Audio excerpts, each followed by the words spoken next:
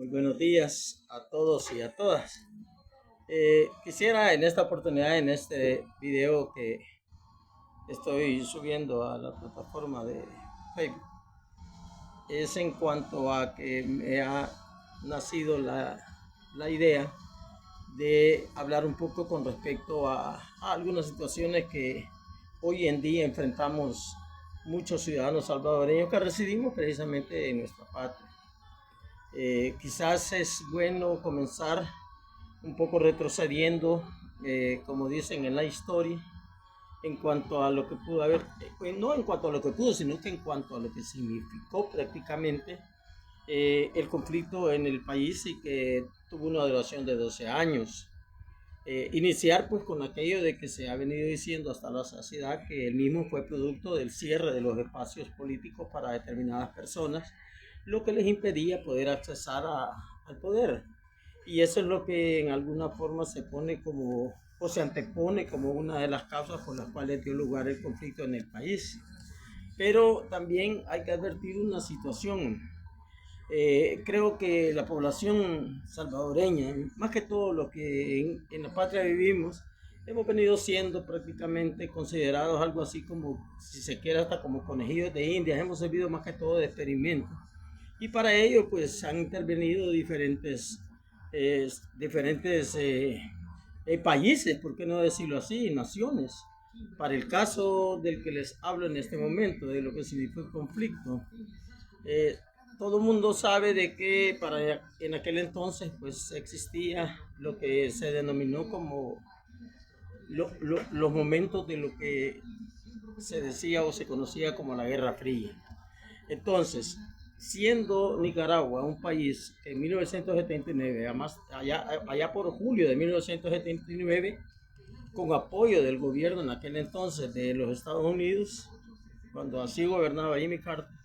el Frente Sandinista para la Liberación Nacional ingresa a Managua y derroca al que se conocía como el dictador Anastasio Somoza. De ahí da inicio pues a lo que significó pues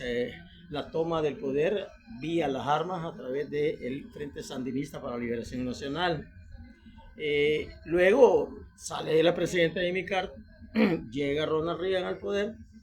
y con ello se da un cambio dramático en las relaciones de esa nación norteamericana versus los países latinoamericanos. Y de ahí pues nace lo que significó prácticamente el, el, el, el asedio pues en contra del gobierno nicaragüense presidido por el Frente Sandinista, el nacimiento incluso de los mismos contrarrevolucionarios en Nicaragua y que todo el mundo sabe fueron auspiciados con dinero de la nación norteamericana. Entonces, es una muestra, pues, con la que estoy medianamente aperturando este, este video en cuanto a qué papel fueron los que jugaron, pues, naciones como de las que yo les estoy hablando. Luego involucraron en las cosas nuestras aquí a Nicaragua, a la Unión Soviética y a una serie de países de la Europa Oriental que se entiende, pues, fueron los que apoyaron, pues, para que aquí se iniciara un movimiento guerrillero. Pero volviendo otra vez a lo mío, fíjense que es bien paradójico esta situación. Y por eso digo yo, nosotros hemos sido, y espero que hoy en esta vez, y tal como lo ha expresado nuestro actual presidente, Nayib Bukele, persona a quien respeto y le reconozco su calidad de liderazgo, él ha expresado claramente que ya basta que nos sigan dando recetas, que nosotros tenemos que ser capaces de escribir nuestra propia historia. Y en ese sentido, pues comparto la posición del presidente y dejar que nosotros nos constituyamos o refundemos nuestro país, El Salvador, sin injerencia en ninguna parte. Entonces, volviendo al asunto, miren la cuestión. Pues. Pasamos de una prácticamente rebelión de los sectores más golpeados en este país, como era el sector campesino, quienes eran explotados por los que en aquel momento eran los dueños de la tierra y que se conoció como la oligarquía terrateniente. 12 años de una lucha fratricida en el país que al final de cuentas desembocó en 1992 en lo que yo denomino acuerdos en paz, ni siquiera acuerdos de paz, acuerdos en paz, y que fueron negociaciones de dos sectores, simple y sencillamente de los sectores a los que se les ordenó que cesara ya el conflicto en este país, puesto que las ayudas ya no iban a continuar viniendo. Entonces, ¿qué fue lo que pasó? Y miren qué cosas más tremendas, pues, porque se habla incluso de adiestramientos que tuvieron algunas personas, se habla incluso hasta de Vietnam, y hay que entender que Vietnam hasta este momento sigue dividido en Vietnam del Norte y Vietnam del Sur. Y miren qué cosa más tremenda, porque si aquí se pretendía o se tuvo un movimiento guerrillero, nunca se escuchó de que buscaran la forma de dividir al país en dos partes, pues, como que hubiese existido o hubiesen negociado un El Salvador del Norte y un El Salvador del Sur, cosa que no fue así. Pero independientemente de eso, ¿cuál fue la orden? La orden fue, bueno, miren, se sientan y punto. Aquí están estos acuerdos, los van a firmar, no los han hecho ustedes, sino que ya les mandan hechos, así de sencillo. Y por lo tanto, pues se desmoviliza la guerrilla, se suspende la ayuda militar de los Estados Unidos para El Salvador, y en el camino pues se irán incluso también desbaratando todos los cuerpos de seguridad que en el momento apoyaron a la dictadura militar y que eran un brazo de mucho apoyo para mantener la represión y tantas cosas que vivieron en este país. Pero así las cosas, en aquel momento se dijo, bueno, ok, entonces las partes acordaron, bueno, miren, ustedes como movimiento guerrillero pasen a formar parte y constituyan un partido político. Y así es como nace el partido político Frente Farabundo Martí para la Liberación Nacional, FBLN, y es inscrito de manera express en lo que en aquel momento todavía, si mal no recuerdo, se conocía como Consejo Central de Elecciones. Fue así y luego se conoció como Tribunal Supremo Electoral, pero esto fue también parte de las negociaciones que ya venían en esos papeles que yo les denomino acuerdos en paz. Entonces, ¿qué sucede? Les permiten a los que comandaban el ejército guerrillero constituirse en partido político, y de ahí les dicen la oligarquía en aquel momento, que era la otra parte que negociaba o que les ordenaron negociar, bueno, ustedes hacen partido, ustedes conviértanse en presidentes, vicepresidentes de la república, en ministros, en diputados, en alcaldes, en todo lo que signifique el aparato político de poder en este país, pero a nosotros nos dejan el Estado. Ese fue el asunto. Bueno, tanto es así, y aquí es donde yo voy comenzando un poco a aterrizar en lo que hoy en esta oportunidad me trae a hacer este vídeo. ¿Qué significa esto? Significa, y fíjense cómo fueron las cosas, significa que pasamos de un modelo económico explotador de los que en aquel momento poseyeron la tierra y explotaron a la clase campesina, a pasar a un movimiento puramente de una nueva oligarquía que es prácticamente y que se mantiene hasta este momento, y de ahí que más adelante le haré llegar el mensaje directamente al señor presidente de la República de lo que se conoce como la oligarquía financiera. Entonces, ¿qué es lo que sucede? Bueno, para nadie es un secreto. Se privatizaron, se privatizó la banca, y dentro de lo que significó la privatización de la banca, uno de los más recordados y que le han dado en llamar el presidente de La Paz, que fue Alfredo Cristiano, presidente por el partido Alianza Republicana Nacionalista Arena. Este señor es uno de los que se señala como que fue de los que salió de su ejercicio presidencial con un banco bajo la manga, ¿va? Que es el famoso Banco Cucatlán. Esa es una muestra evidente de lo que yo más o menos estoy tratando en este momento de decir, de qué fue lo que pasó. Ya la clase campesina, que fue golpeada, que fue obligada al éxodo prácticamente, porque hubo una inmigración interna y una externa. Vaya que al final de cuentas, la migración de toda aquella gente que en su momento trabajó la tierra de forma explotada y con jornales de hambre, esta gente emigró a las ciudades y otra emigró para fuera del país, muy específicamente para los Estados Unidos. Entonces, eso prácticamente provocó ese primer éxodo masivo de salvadoreños, tanto internamente como externamente. Pero bueno, volviendo a la situación, los asalariados, los trabajadores, los que todo el tiempo se nos denominó como los de clase media baja, que hemos sido prácticamente los que hemos sostenido también previo a que se iniciara el envío de remesas de nuestros hermanos lejanos, los que de algún modo y otro, con nuestros impuestos íbamos buscando forma de mantener la economía de este país, pues. Porque nosotros no podíamos en ningún momento quitarnos de esas responsabilidades porque se nos hacían efectivas en los salarios. ¿Va? De ahí viene lo que se conoce como todavía, pues está el impuesto sobre la renta, que es uno de los impuestos que paga todo asalariado en este país que no tiene un ingreso más allá de una cantidad que ya la ley del caso así lo establece. La ley de impuestos sobre la renta, que ha venido sufriendo una serie de modificaciones con el tiempo. Pero independientemente de eso, hemos sido nosotros los que hemos mantenido o los que mantuvimos en aquel momento en parte de la economía de este país. Entonces, ¿qué es lo que sucede? Nuestros hermanos en el exterior y aquellos que en su momento se fueron para los Estados Unidos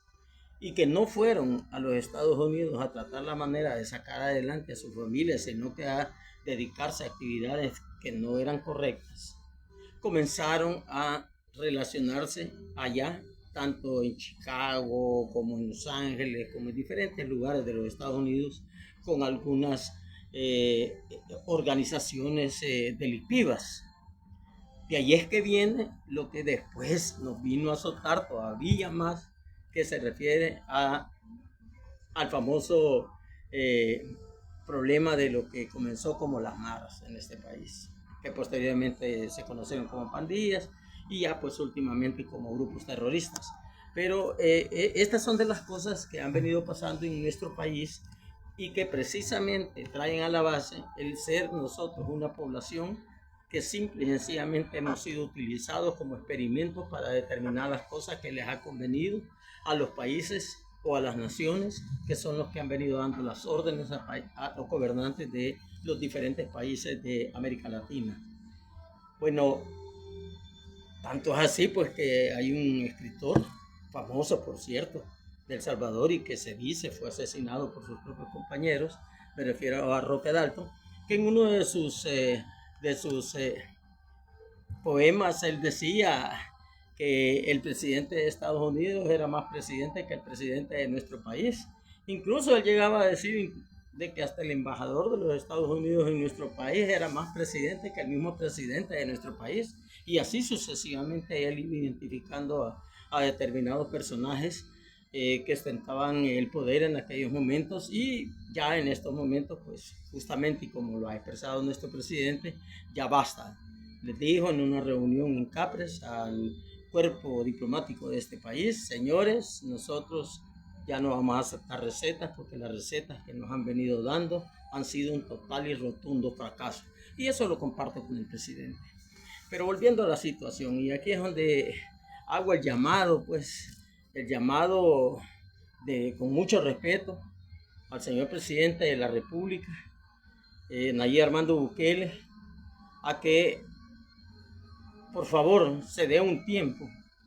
para poder revisar una documentación que yo llevé el pasado 20 de abril a Casa Presidencial, dirigida a él exclusivamente en su calidad de presidente de la República. Anexé documentación incluso de respaldo a lo que yo en esa nota les pongo, o en esa carta les pongo, a fin de que ordene lo que corresponde. Y me estoy refiriendo al abuso de una cooperativa,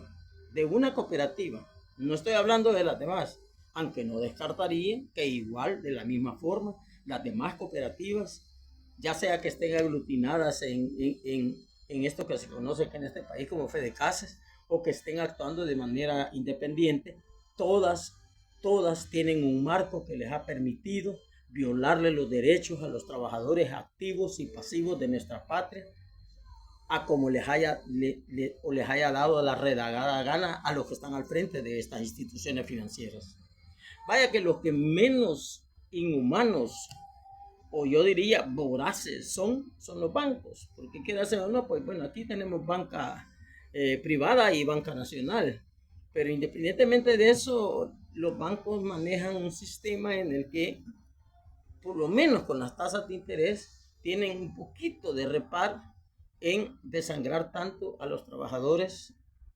de este país, tanto a los que tienen un salario como a nosotros, como aquí es su servidor, que es jubilado ya de este país. Tengo 69 años de edad, tengo 9 años de estar jubilado y sé de lo que estoy hablando, y sé también que lo que yo le he pedido al presidente Nayib Bukele lo hago porque sé que él es una persona que está al frente de este país, tratando en alguna medida de hacer justicia para lo que todo el tiempo se nos ha negado,